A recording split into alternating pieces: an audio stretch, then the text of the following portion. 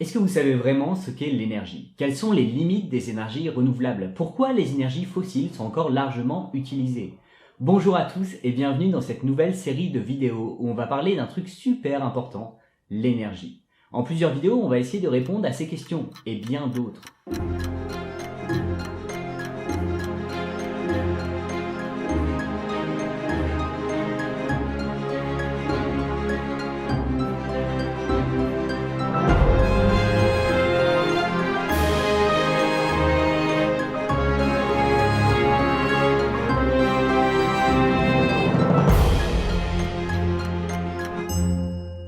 L'énergie est un concept absolument central dans les sciences, et notamment en physique. Toute vie a besoin d'énergie, et notre société industrielle repose sur une énorme consommation d'énergie pour son fonctionnement. Pourtant, définir l'énergie n'est pas si facile. Physiquement, ça doit être bien défini, non? L'énergie, c'est ce qui rend toutes les transformations possibles. À chaque fois que quelque chose a été modifié, il y a eu de l'énergie en jeu. Pour chauffer de l'eau, il vous faut de l'énergie. Pour déplacer un objet, il vous faut de l'énergie. Pour allumer une lampe, il vous faut de l'énergie. Donc l'énergie, c'est ce qui permet des transformations. En gros, oui, c'est une grandeur physique qui caractérise un changement d'état d'un système. À chaque fois qu'il y a des modifications autour de nous, de l'énergie est impliquée. Je parle d'électricité, de mouvement, de lumière, tout ça c'est de l'énergie. Oui, l'énergie peut prendre différentes formes. Par exemple, l'énergie contenue dans un litre d'essence est de l'énergie chimique, alors que l'énergie d'un objet chaud est de l'énergie thermique.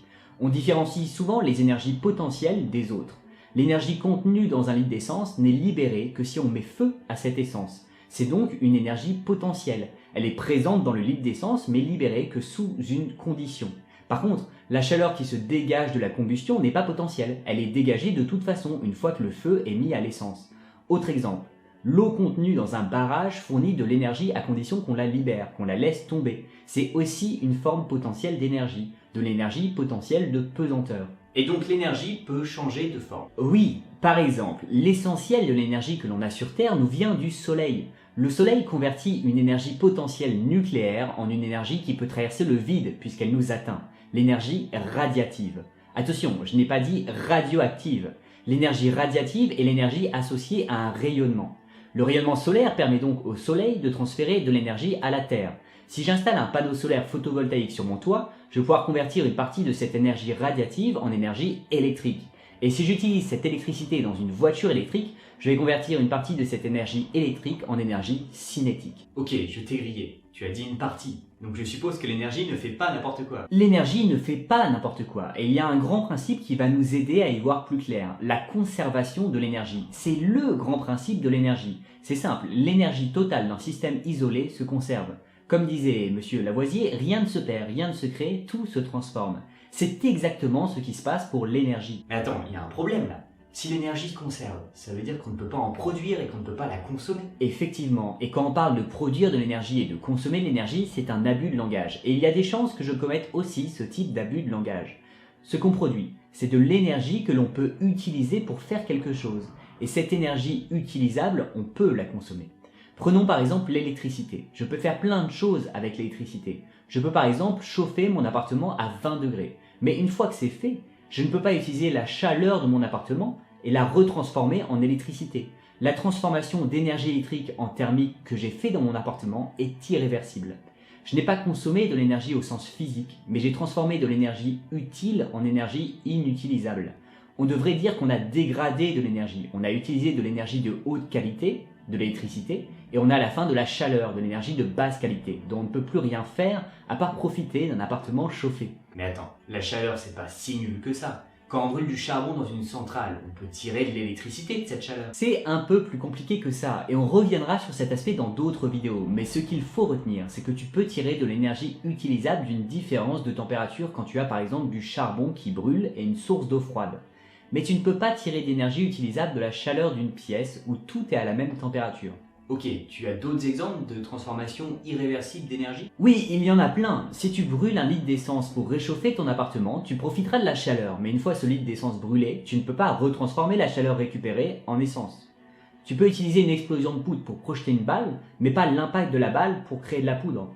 Quand tu freines en voiture, ta voiture perd de l'énergie cinétique et les plaquettes de frein chauffent, mais tu ne peux pas utiliser cette chaleur pour relancer la voiture. Ok, mais ça porte un peu à confusion que l'acceptation commune du mot énergie ne corresponde pas à sa définition physique. Oui, et en plus en physique, il y a une notion thermodynamique qui correspond à l'énergie utilisable. Ça s'appelle l'exergie. L'exergie, c'est l'énergie qu'on peut transformer en travail. C'est une mesure de l'énergie maximum utilisable pour faire quelque chose. Et même dans le langage courant, quand on dit par exemple « je suis plein d'énergie », on sous-entend qu'on pourrait faire plein de choses, être actif, transformer le monde. En fait, on devrait dire « je suis plein d'exergie ». L'énergie maximum utilisable. Tu veux dire quoi par là? Eh bien, au fil de ces vidéos, il va falloir bien différencier deux choses.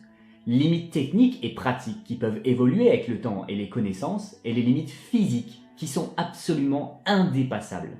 L'exergie donne la limite physique.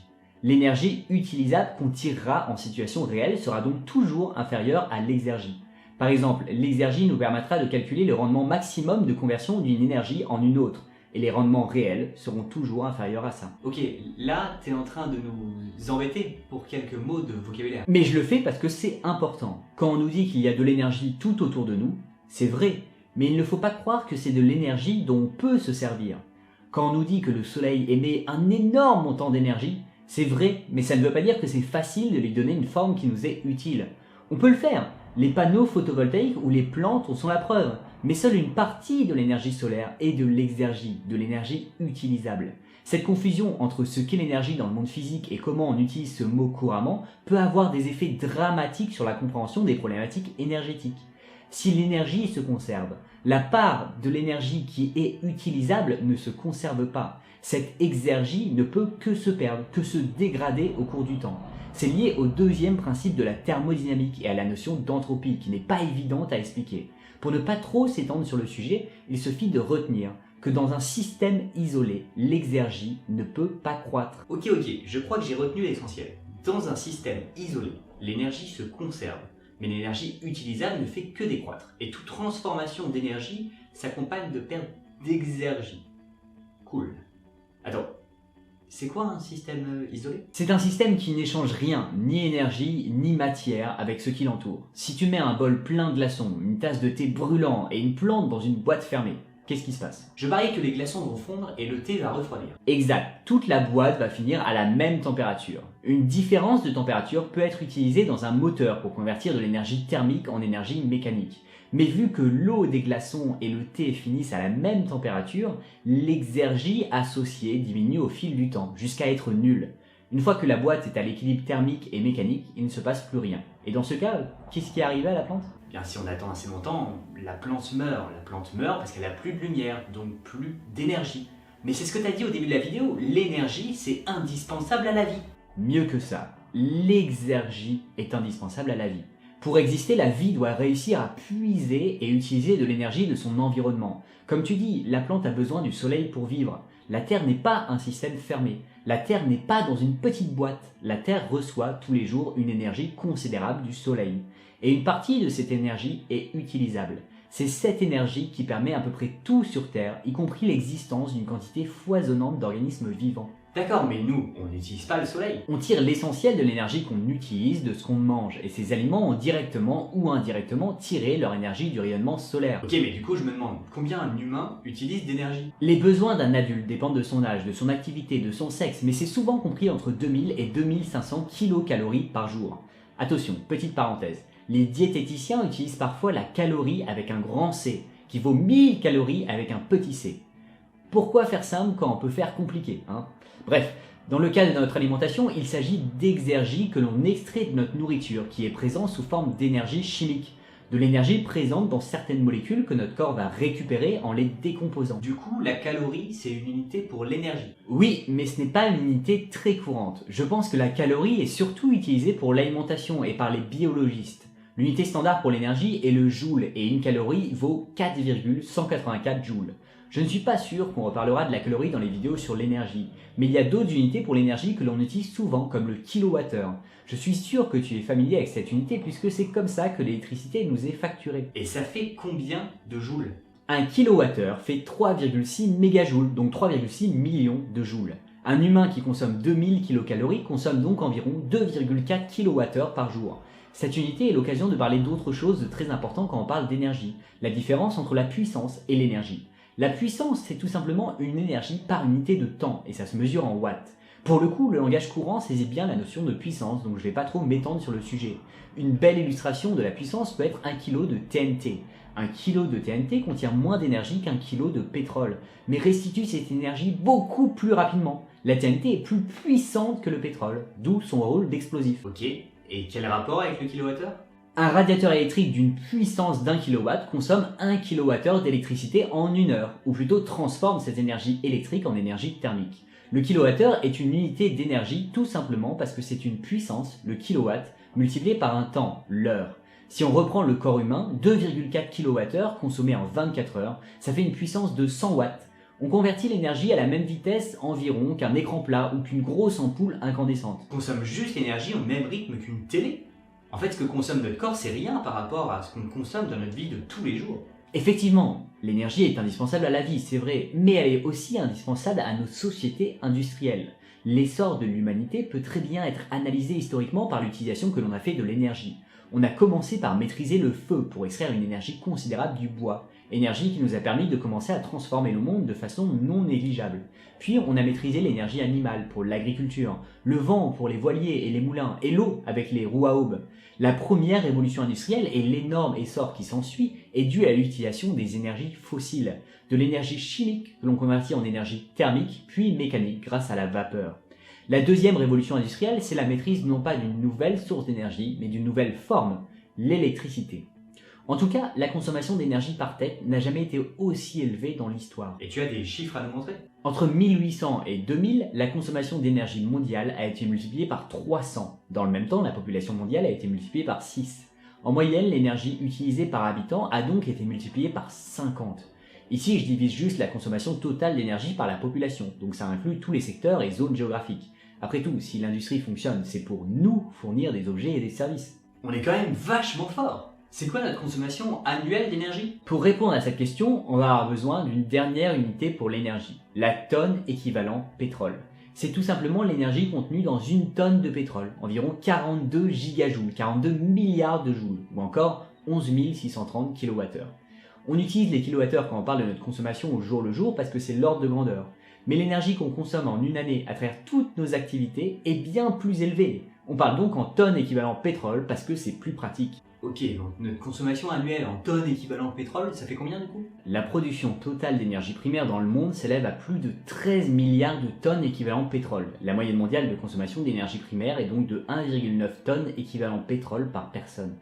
Mais ça cache des inégalités entre les pays. Les États-Unis sont à 6,8 alors que la France est à 3,7 et le Sénégal à 0,3. Et une moyenne nationale cache aussi évidemment des inégalités entre les habitants. Mais là nous avons un problème, ce sont des chiffres assez abstraits. On saisit bien qu'une tonne de pétrole c'est quelque chose qui contient beaucoup d'énergie. Mais la débauche d'énergie à notre disposition reste dure à saisir. Il faudrait une image pour s'en rendre compte, une comparaison. Et c'est ce que propose Jean-Marc Jancovici et d'autres avec la notion d'esclave énergétique. Je vous laisserai le lien avec le détail des calculs, mais en gros il se pose la question suivante. Combien il faudrait d'esclaves pour remplacer l'ensemble de l'énergie qu'un Français utilise? Il trouve entre 400 et 500 esclaves énergétiques, sans même prendre en compte les importations, qui en ajouteraient une centaine. Wow, l'énergie qu'on a à notre disposition est absolument gigantesque. Et oui, nous avons en moyenne en France l'équivalent énergétique de centaines d'esclaves à notre disposition. Ce sont ces esclaves énergétiques qui nous transportent en tout confort sur de longues distances, qui chauffent notre maison et notre eau, qui nettoient notre linge, qui éclairent nos rues, etc. Aujourd'hui, pratiquement tout le monde dans les pays développés a plus d'énergie à sa disposition que beaucoup de rois et de princes d'antan. C'est cool, mais je te vois venir, je commence à te connaître moi. Tu vas nous dire que tout ça ne peut pas durer pour toujours. Effectivement, notre civilisation a deux gros soucis avec l'énergie. Premier gros problème, elle en consomme toujours plus alors qu'une large part de cette énergie provient de sources non renouvelables. Si on prend les chiffres les plus récents, 2017 donc, 32% de l'énergie primaire consommée par l'humanité provient du pétrole, 28% du charbon et 21% du gaz naturel. Du coup, 80% de l'énergie primaire consommée provient encore des énergies fossiles, auxquelles il faut rajouter 5% de nucléaire, qui n'est pas fossile mais pas renouvelable non plus. Ces sources d'énergie sont destinées à péricliter, et si tu ne l'as pas déjà fait, je te conseille de regarder la vidéo sur le pic pétrolier. Si on les perd du jour au lendemain, ce n'est pas juste la fin du transport et des loisirs, c'est la fin d'un système qui nous fournit tout ce qu'on consomme, y compris notre eau et notre nourriture. On peut manquer de bien des choses, mais si on manque d'énergie, on manque de tout le reste. Le problème, c'est que l'épuisement des ressources énergétiques dont notre société tout entière dépend peut s'avérer un petit peu compliqué à régler. On n'a qu'à utiliser que des énergies renouvelables. On parle d'énergie renouvelable quand l'énergie que l'on extrait se renouvelle. Que l'on utilise ou non l'énergie solaire, le soleil continue de briller. Mais ça ne veut pas dire que nos moyens d'extraire cette énergie sont durables. Et on verra entre autres dans cette série les limites des énergies renouvelables et pourquoi on n'en a pas déjà beaucoup plus. Ok, le renouvelable n'est pas toujours durable. Bientôt tu vas nous dire qu'il n'y a pas d'énergie propre. Il n'y a pas d'énergie propre. À chaque fois qu'on utilise de l'énergie, on a un impact sur le monde. C'est une réalité avec laquelle il faut vivre. Les activités économiques sans aucun impact n'existent pas et on verra qu'on n'a pas de source d'énergie parfaite. Par contre, il y a des énergies beaucoup plus sales que d'autres, en commençant par la pire possible, le charbon. Ce qu'on veut, ce n'est pas une énergie propre, c'est une énergie la plus propre possible. On ne veut pas que nos activités n'aient aucun impact, on cherche à ce que cet impact soit suffisamment petit pour que les activités en question soient durables, c'est-à-dire suffisamment petit pour que l'environnement puisse absorber cet impact. En tout cas, si vous voulez que votre consommation d'énergie ait moins d'impact sur le monde et ne pas avoir de doute sur la portée réelle de votre démarche, le premier pas est simple, consommer moins d'énergie.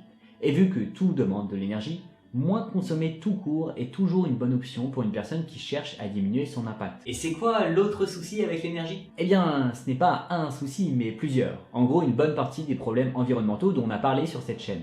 La question du changement climatique en particulier est fortement corrélée à la question de l'énergie. Nous devons modifier l'énergie que nous consommons et la façon dont nous la consommons si nous voulons éviter de payer trop cher nos impacts environnementaux. Parce qu'on peut perdre nos sociétés si on continue de les construire sur des ressources qui disparaissent, mais on peut aussi les perdre si on modifie l'environnement jusqu'à ce qu'il nous devienne beaucoup moins sympathique. Wow.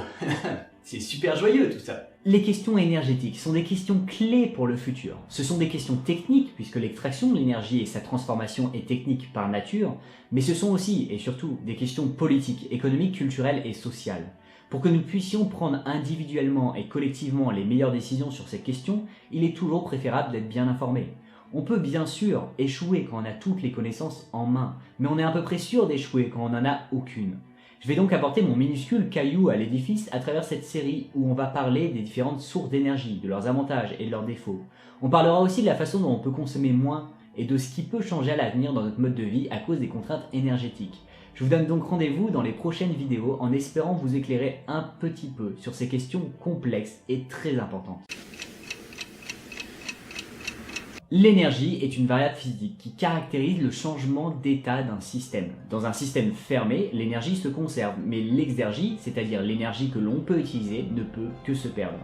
Heureusement pour nous, nous ne vivons pas dans un système isolé, mais nous recevons constamment de l'énergie solaire. L'énergie peut prendre différentes formes et on peut la convertir d'une forme à l'autre. Malheureusement, chaque conversion, chaque utilisation de l'exergie s'accompagne inévitablement de pertes. Un organisme vivant ne peut exister que s'il est capable d'extraire de l'exergie de son environnement pour son utilisation. Nous n'échappons pas à cette règle et récupérons l'énergie chimique contenue dans notre alimentation pour vivre. Mais nous avons besoin de beaucoup plus d'énergie pour faire fonctionner nos sociétés industrielles. Malheureusement, l'utilisation de l'énergie dans nos sociétés pose deux problèmes majeurs. L'épuisement des sources d'énergie majoritairement utilisées et les impacts environnementaux de cette consommation qui mettent nos sociétés en danger. Merci à tous d'avoir regardé cette première vidéo sur l'énergie. Comme d'habitude, si vous voulez m'aider, abonnez-vous et partagez cette vidéo. Si vous voulez être tenu au courant des prochaines sorties, vous pouvez cliquer sur la petite cloche à côté de mon profil. J'attaque un très gros sujet ici, alors j'espère que ce que je vais faire vous plaira. Dans les prochaines vidéos, on va aborder plein de sujets très intéressants et très importants. En attendant, je vous conseille le MOOC qu'a fait Avenir Climatique et l'association Bilan Carbone qui est très intéressant et assez court. Et je vous conseille aussi deux sites web sur l'énergie, le site Connaissance des énergies et celui de Jean-Marc Jancovici. Dans les prochains mois, je vais avoir plus de temps et ça veut dire que le rythme de parution des vidéos devrait pas mal augmenter. J'envisage aussi de lancer un Tipeee d'ici pas trop longtemps. Merci à tous, c'était Le Réveilleur et à bientôt sur le net.